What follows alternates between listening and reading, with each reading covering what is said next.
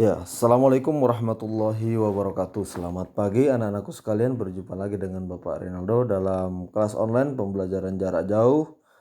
Pada pembelajaran hari ini Bapak akan melanjutkan materi kita, yaitu masih dalam materi bilangan bulat, yaitu matematika kelas 6.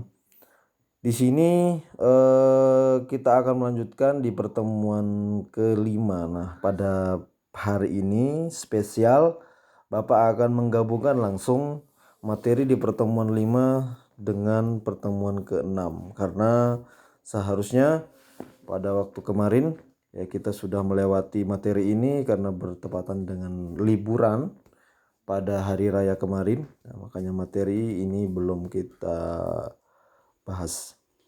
Nah, langsung saja silahkan disimak baik-baik, kemudian dipersiapkan alat tulisnya untuk mencatat hal-hal penting di semua catatan ini. Bapak rasa catatan di materi yang Bapak sampaikan ini semuanya penting. Jadi silahkan nanti semua dicatat dengan baik di buku catatannya masing-masing. Langsung saja di sini Bapak akan melanjutkan materi kelas 6 penjumlahan dan pengurangan pada garis bilangan. Ya.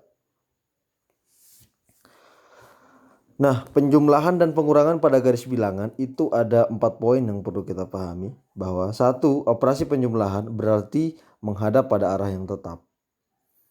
Yang kedua, operasi pengurangan berarti berbalik arah. Ya, Bapak tekankan bahwasanya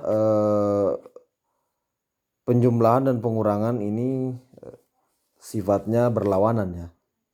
Jadi intinya ada plus dan ada negatif. Yang ketiga, tanda positif itu berarti maju, ya. Kemudian tanda negatif berarti mundur. Itu pada konsep pada garis bilangan. Contoh soal satu pengurangan. Coba hitung soal berikut. Penyelesaian, ya. Soalnya adalah 9 dikurangi 6 sama dengan titik-titik atau 9 negatif 6 sama dengan berapa hasilnya. Nah, kita lihat, kita bisa buat pada garis bilangan. Mula-mula kita lihat garis bilangan tersebut di titik 0. Kemudian berapa angka awal yang akan kita cari, yaitu 9 ya. Kita hitung 9 ke arah kanan. Ya, kita hitung 9 ke arah kanan, otomatis ada di titik 9. Kemudian setelah itu kita hitung lagi berapa negatif 6. Berarti kita berbalik arah sesuai dengan konsep di atas. Kita hitung sebanyak 6. 1, 2, 3, 4, 5, 6, maka berada di titik 3. Maka hasilnya 9 dikurangi 6 atau 9 negatif 6 adalah 3. Itu menggunakan garis bilangan, sangat mudah sekali. Contoh soal yang kedua, pengurangan. Kerjakan soal berikut. 4 dikurangi dalam kurung negatif 5 sama dengan titik-titik. Nah, bagaimana konsepnya di sini? Maka sama ya. Mula-mula kita akan berada di titik 0. Kemudian kita lihat angka awal berapa, yaitu 4. Kita hitung 4 kali ke kanan, 1, 2, 3, 4. Ya, kita berada di titik 4. Kemudian selanjutnya kita akan perhatikan lagi ya. Ada penambahan lagi. Nah, di sini ada dalam kurung negatif dikali dengan negatif. Jadi negatif dikali dengan negatif, maka hasilnya penjumlahan positif ya. Maka tetap kita ke kanan. Perhatikan awalnya di titik 4, kemudian kita hitung 5 langkah ke kanan. Sebanyak 5 langkah dari titik 4, 1, 2, 3, 4, 5. Berarti berada di titik 9. Pertanyaannya, kenapa kita berada di titik 9 padahal di situ ada negatif? Soalnya 4 dikurangi dalam kurung negatif 5. Ketika ada dalam kurung, maka tanda negatif di awal itu kita kalikan.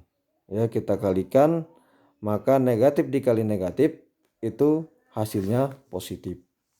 Maka sama halnya dengan 4 ditambah 5.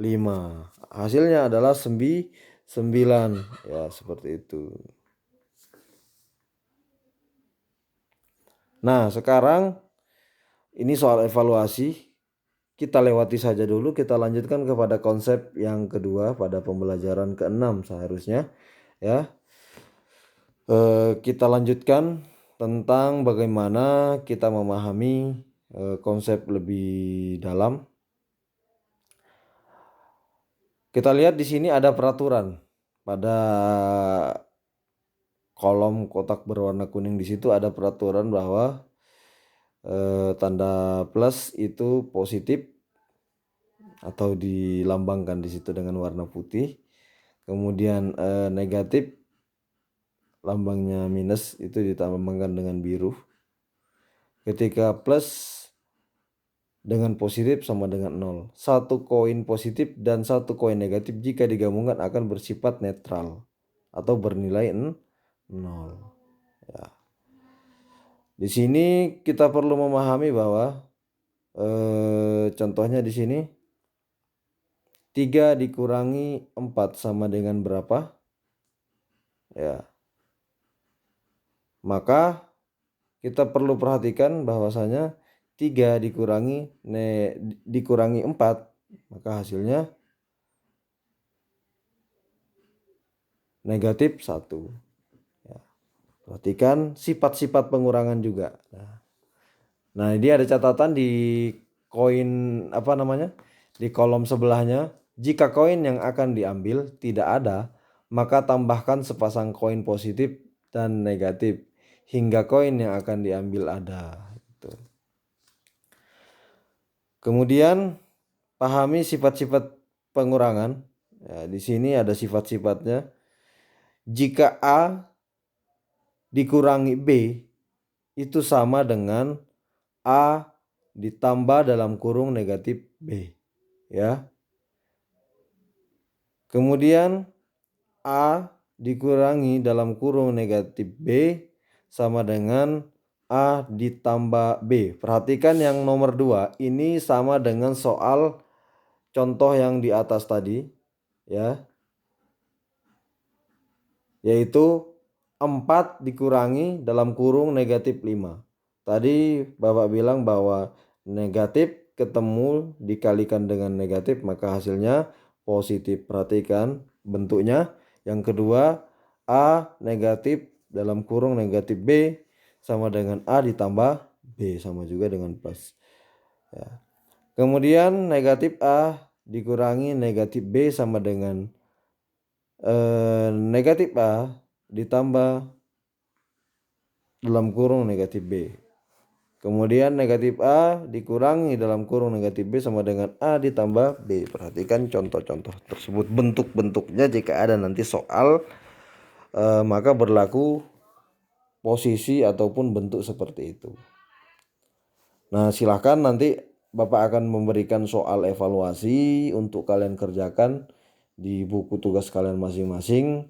Sekali lagi jika ada yang masih belum paham silahkan buka kembali, putar kembali video YouTube-nya, tonton kembali, kemudian bisa cari referensi yang lain, sumber referensi yang lain, boleh di YouTube, boleh di buku, boleh di internet dan lain sebagainya. Silahkan dicatat. Mungkin cukup sekian untuk materi kita pada hari ini. Semangat terus untuk belajar. Ya, jangan lupa menjaga protokol kesehatan supaya kita tetap sehat, kuat dan bisa belajar dengan baik. Cukup sekian. Assalamualaikum warahmatullahi wabarakatuh.